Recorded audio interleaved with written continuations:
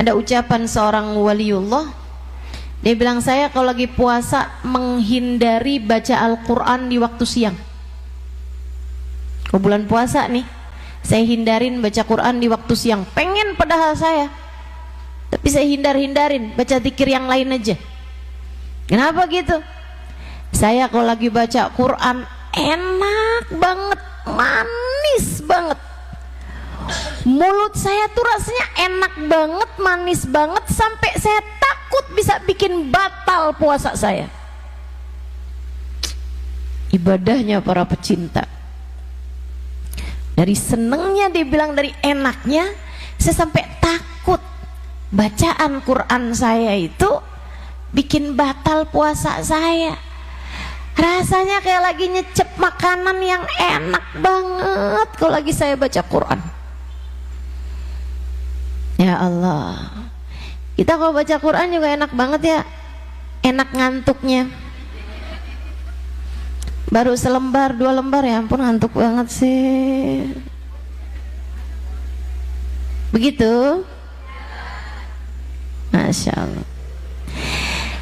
Kita sih ngerasain enak-enaknya es teh pas lagi buka puasa. Tapi enaknya ayat-ayat Al-Quran yang kita baca, sepertinya kita masih harus terus belajar. Ini hamba-hamba tercinta di sisi Allah. Ibadah ikhlas karena cinta. Pertama karena takut, kedua karena berharap, tiganya karena cinta. Di atas itu ada yang paling tingginya. Setinggi-tinggi makam ikhlas adalah ibadah syukran lillah. Ibadah karena bersyukur. Bersyukur pada Allah SWT. Ibadahnya baginda kita Nabi besar Muhammad. Ibadahnya para wali-walinya Allah SWT. Syukur. Ibadahnya Sayyidina Abu Bakrin Siddiq. Syukur. Ibadahnya karena syukur. Nabi Muhammad, seperti yang diceritakan oleh Sayyidah Aisyah dari Sayyidina Abdullah ibn Zubair, ponakannya. Jadi Sayyidah Aisyah punya ponakan. Sayyidah Aisyah kan gak ada anak sampai dengan wafatnya. Itu Sayyidah Aisyah punya ponakan dari anaknya saudaranya, yaitu Asma.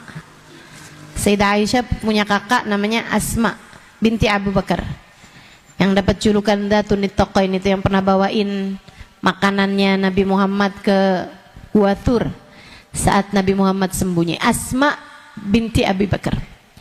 Sayyidah Asma ini nikah sama Sayyidina Zubair ibn Al-Awwam, sepupuannya Sayyidah Khadijah. Ustazah kok apal semuanya? Ya saya ngapalin. Yang saya lupa juga banyak, Bu. Banyak banget yang saya lupa. Doain nih, mudah-mudahan nggak tambah banyak yang dilupa. Nikah dapat anak Abdullah ibn Zubair. Nah, Sayyidah Aisyah nggak punya anak tapi seneng sama ponakannya ini. Kemana-mana dia sering barengan sama ponakannya. Ponakannya diajarin macam-macam. Dan dia, Sayyidah Aisyah, sampai dipanggil Ummu Abdillah. Sayyidah Aisyah nggak punya anak tapi dipanggil mamahnya Abdullah. Maksudnya Abdullah bin Zubair. Satu waktu Abdullah bin Zubair nanya sama Sayyidah Aisyah.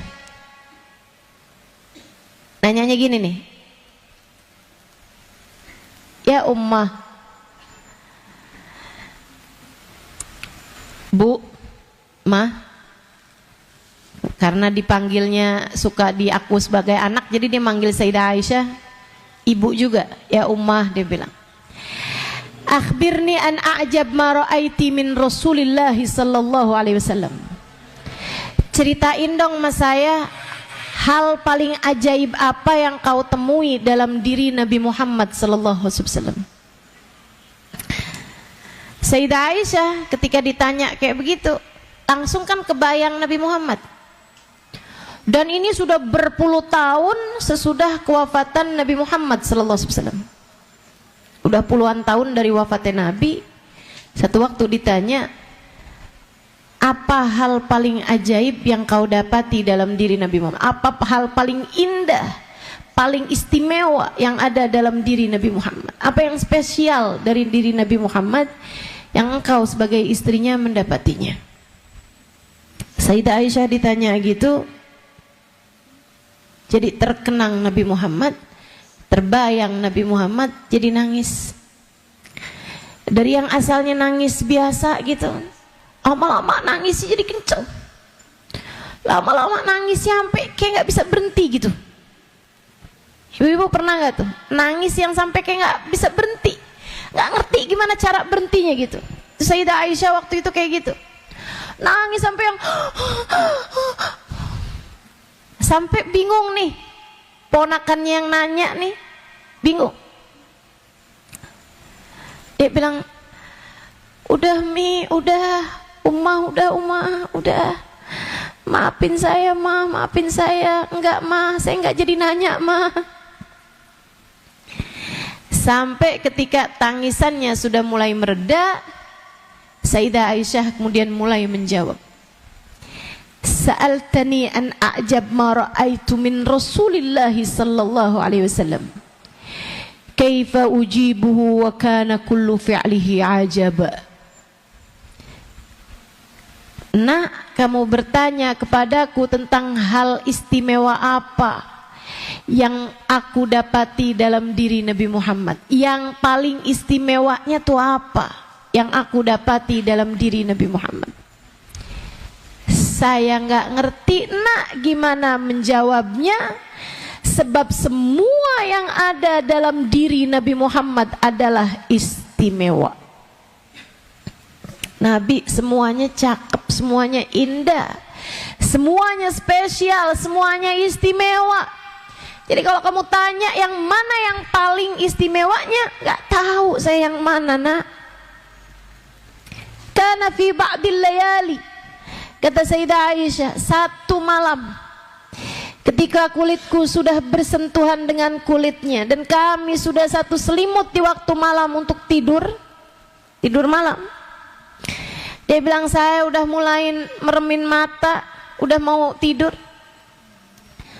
Nabi duduk dan bertanya padaku, ya Aisyah, alak hajah aqdiha. Wahai Aisyah, adakah keperluanmu malam ini padaku?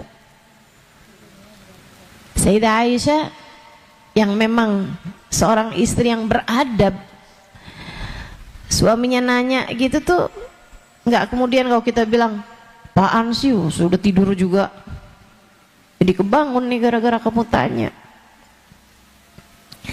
Sayyidah Aisyah duduk, dipandanginya Nabi Muhammad, kemudian dia jawab, memangnya kenapa wahai Rasul? Ya Aisyah, in kana lak haja qdiha. Kalau kamu punya keperluan malam hari ini terhadapku, urusan suami istri, saya akan melaksanakannya untukmu dengan senang hati. Wa illa, kalau kamu enggak punya kebutuhan denganku malam hari ini, izinkan aku untuk beribadah kepada Allah Subhanahu wa taala. Saya mau sholat ya, gitu kurang lebih. Sayyidah Aisyah jawab, orang kalau pinter tuh ngomongnya bagus.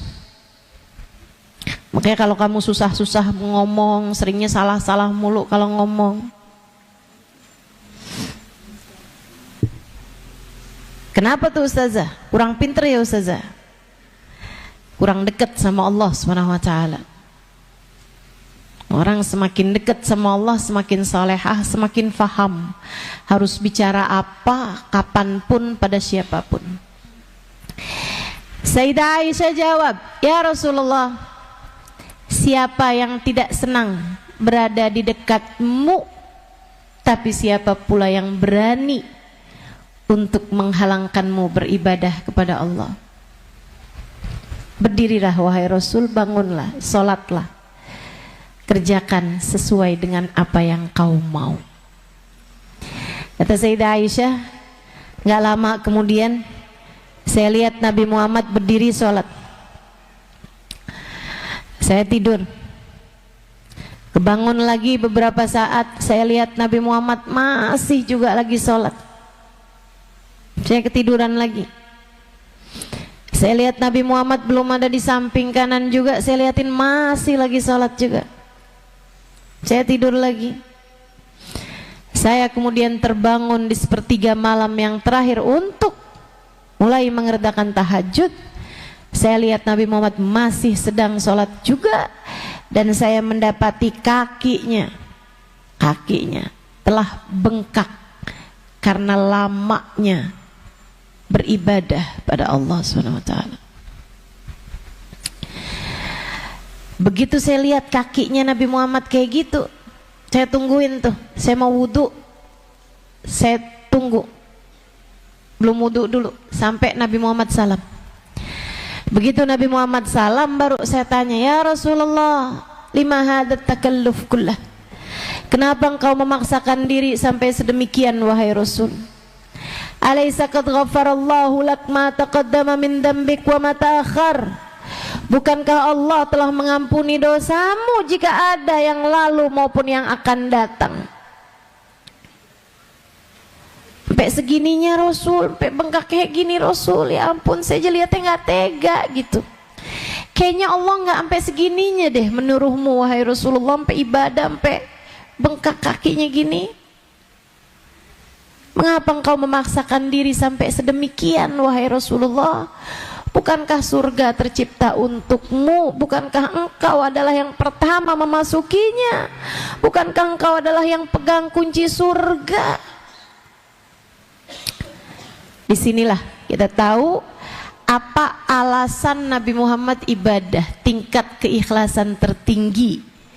Katanya Nabi Muhammad SAW, ya Aisyah, afala uhib an akuna abdan syakura. Wahai Aisyah, aku pengen jadi hamba yang mengerti berterima kasih kepada Allah.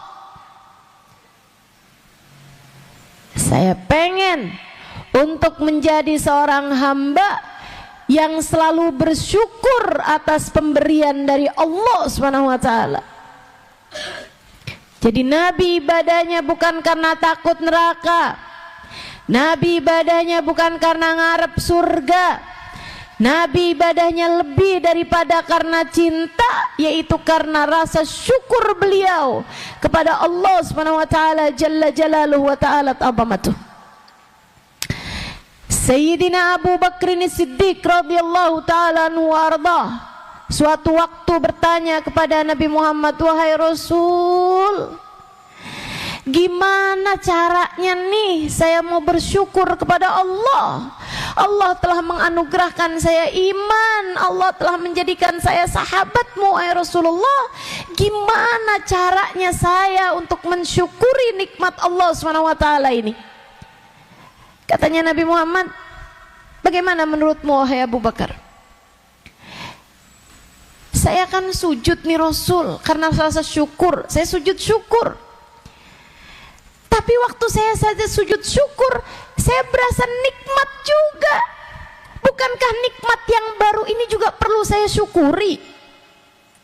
Jadi saya sujud syukur, terus saya pikir, wah nikmat juga yang ini nih, gimana saya mau mensyukurinya?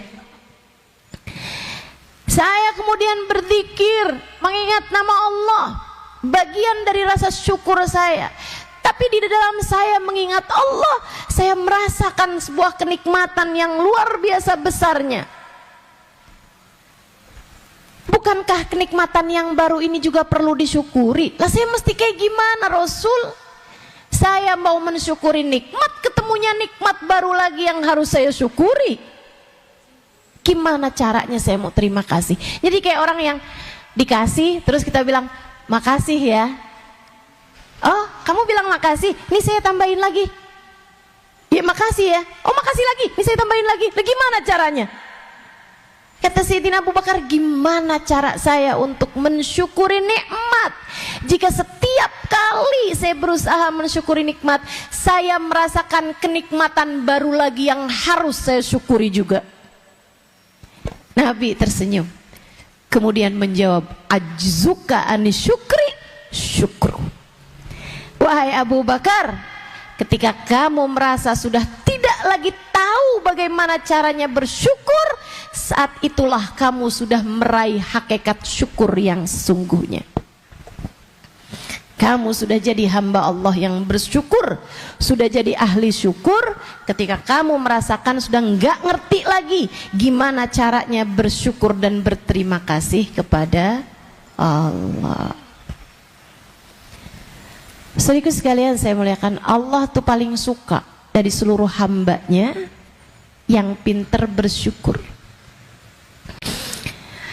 Karenanya sebaliknya juga, Allah paling gak suka, paling sebel, paling benci sama hamba yang kerjaannya enggak ada syukur-syukurnya, sambat mulu, keluh kesah mulu, dikasih seneng sebulan, begitu dikasih susah sekali lupa kesenangannya sebulan. Dia bilang, ya ampun, hidup nggak ada enak-enaknya. Padahal sebulan dia seneng, susah sekali doang udah bilangnya nggak ada enak-enaknya. Sehat seminggu, dikasih sakit sehari, dia langsung bilang, ya ampun, hidup nggak enak banget, sakit mulu. Sakit mulu gimana ceritanya? Kamu udah menjalani hidup dengan keadaan sehat sekian lama, kamu tidak mensyukurinya, namun begitu datang yang gak enak sekali fokusmu kepada hal tersebut. Allah gak suka, paling gak suka. Sampai Allah mengeluh keadaan tersebut dalam Al-Quran, innal insana lirabbihi lakanud. Manusia ini kepada aku Tuhannya lakanud, keluh kesah mulu. Aku kayaknya salah aja depan hambaku. Dikasih panas salah, kasih dingin salah. Belum punya suami salah, begitu punya suami salah. Belum punya anak salah, udah punya anak salah. Kayaknya yang aku kerjain, kata Allah, kok nggak ada bener-benernya di hadapan hambaku. Hambaku nih ngeluh mulu, berkeluh kesah aja.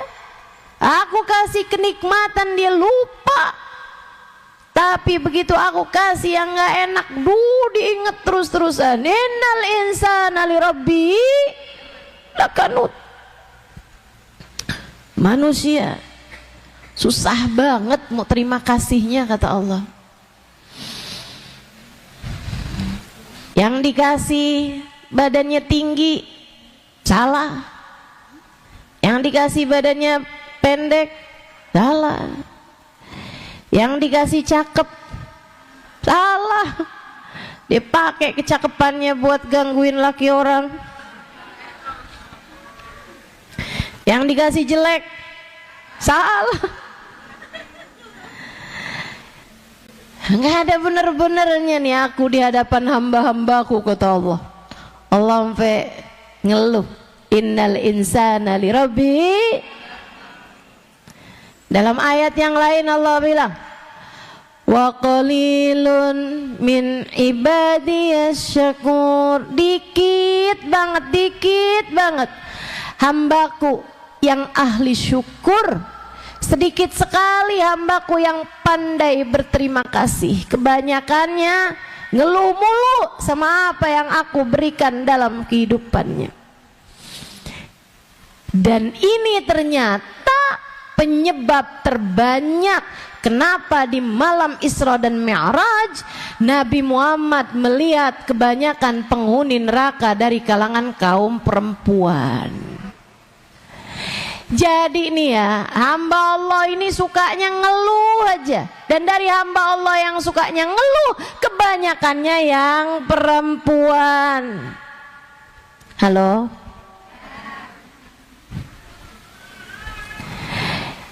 Itu yang dilihat sama Nabi Muhammad di malam Isra Mi'raj. Ra'aitu lailata an usriya bi anna akthar ahli nar minan nisa. Malam saya di Isra Mi'raj kan saya lihat kebanyakan penghuni neraka dari kalangan kaum perempuan.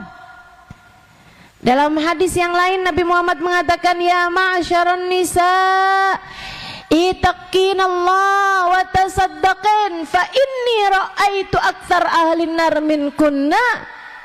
Wahai sekalian kaum perempuan, bertakwalah kepada Allah dan perbanyaklah bersedekah. Aku lihat kebanyakan penghuni neraka dari kalangan kaum kalian.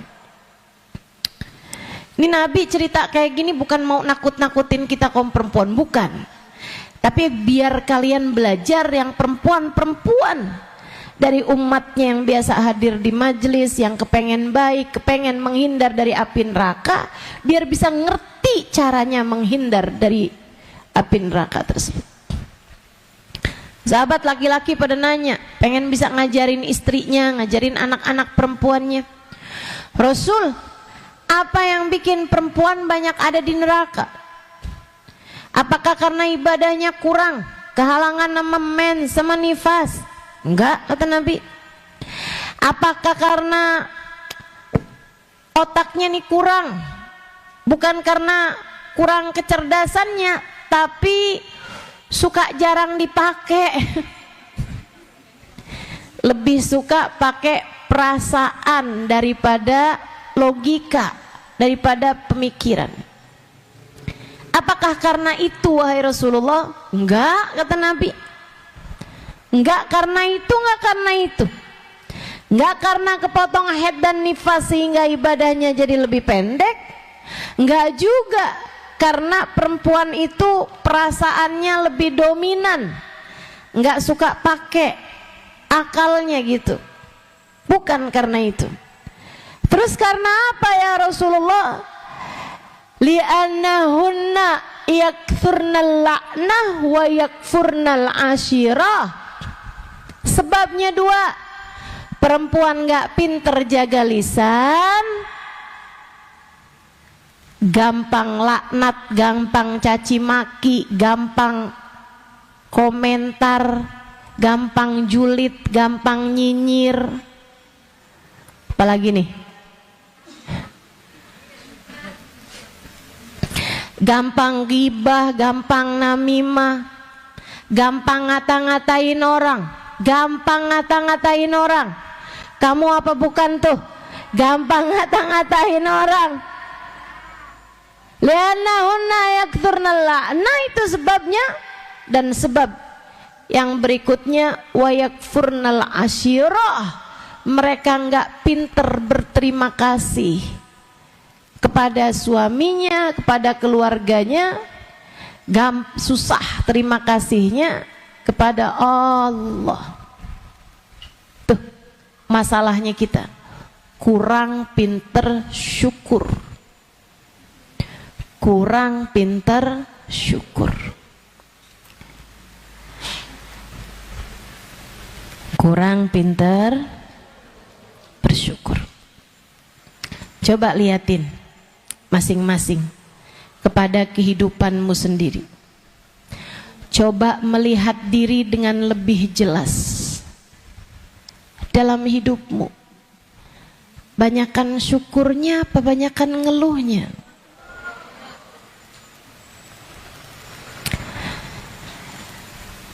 Silahkan lebih teliti melihat diri sendiri selama ini dalam hidupmu. Mana yang dominan? Berkeluh kesah atas sedikit ujian, ataukah berterima kasih atas banyaknya kenikmatan? Ternyata kebanyakan dari kita adalah orang-orang yang pandai berkeluh kesah dan kurang pandai berterima kasih.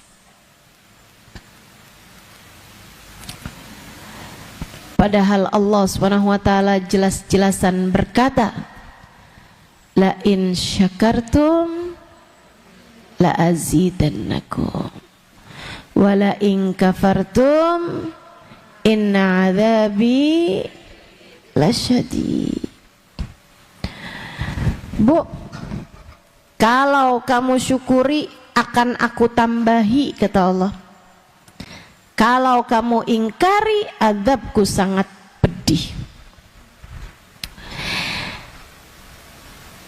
Kamu nggak bisa bilang, ustazah disyukuri itu kan yang emang hidupnya enak. Ustazah kalau hidupnya emang nggak enak, apaan yang mau disyukuri? Nah, nih saudaraku sekalian yang saya muliakan, ada dulu seorang perempuan sakit di rumah sakit, tapi akhirnya udah berat keadaannya, nggak punya keluarga, nggak ada orang yang bersama dengan dia. Akhirnya sama pihak rumah sakit dikeluarin, tergeletak di bangku di jalanan. Udah sakit semua badannya, duduk nggak bisa, apalagi jalan, apalagi diri gitu nggak bisa, tergeletak di atas buah bangku di pinggir jalan. Sakit dari ujung rambut ke ujung kaki, udah nggak bisa ngapa-ngapain, lemah tak berdaya. Sepertinya hanya tinggal menunggu ajal datang menjemputnya. Ada seorang pemuda lewat di situ. Begitu dia lewat, kaget karena mendengar perempuan tersebut berkata, kata-katanya mengguncang hati perempuan laki-laki itu, pemuda itu. Ucapannya adalah, alhamdulillah, alhamdulillah, lakas syukur ya Rabb, alhamdulillah, alhamdulillah. Makasih ya Allah, makasih ya Allah, makasih ya Allah, alhamdulillah. Segala pujiannya milikmu ya Allah. Terima kasih ya Allah, terima kasih. Kaget pemuda itu. Dia pun kemudian mendekati perempuan tersebut dan bertanya, ala mada tahmadina rabbak ya hadhi? Bu, ibu berterima kasih dari Allah atas apa, Bu? Sehat udah nggak punya, keluarga menyayangi nggak ada, makanan nggak ada, rumah sebagai tempat tinggal nggak ada, bahkan udah dikeluarin dari rumah sakit karena pihak rumah sakit udah angkat tangan gitu dan nggak ada yang bayar pula. Mungkin belum ada BPJS zaman itu ya. Alamada tahmadin rabbak ya hadhi. Dibilang kamu berterima kasih dari Allah tuh atas apa? Yang ada kalau kamu bilangnya ya Allah saya sabar, ya Allah saya sabar, masih pantas. Ini dia bilangnya makasih ya Allah, makasih ya Allah, makasih ya Allah. Dideketin ibu-ibu tersebut, alamada tahmadin rabbak. Ibu-ibu tersebut menjawab, dia bilang ahin min galbin lahilin ghafil. Ya ampun nak, betapa lalainya hatimu, betapa jauhnya kamu dari Allah Tuhanmu. Inni ahmadu rabbi alladhi ja'ala li lisanan dzakira wa qalban syakira. Aku berterima kasih kepada Allah yang telah menjadikan untukku lisan yang pandai menyebut namanya, lisan yang pandai berzikir, dan hati yang pandai bersyukur.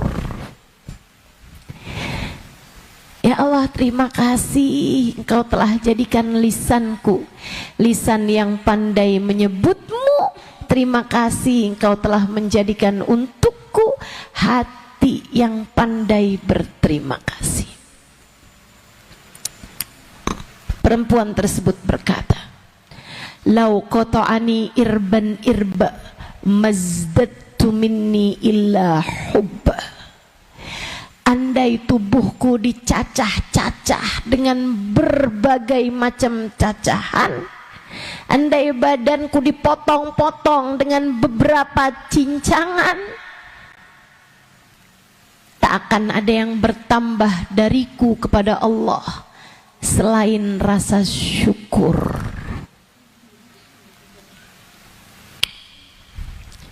Ternyata syukur itu urusannya bukan berapa banyak kesenangan dunia yang Allah beri dalam hidup seseorang.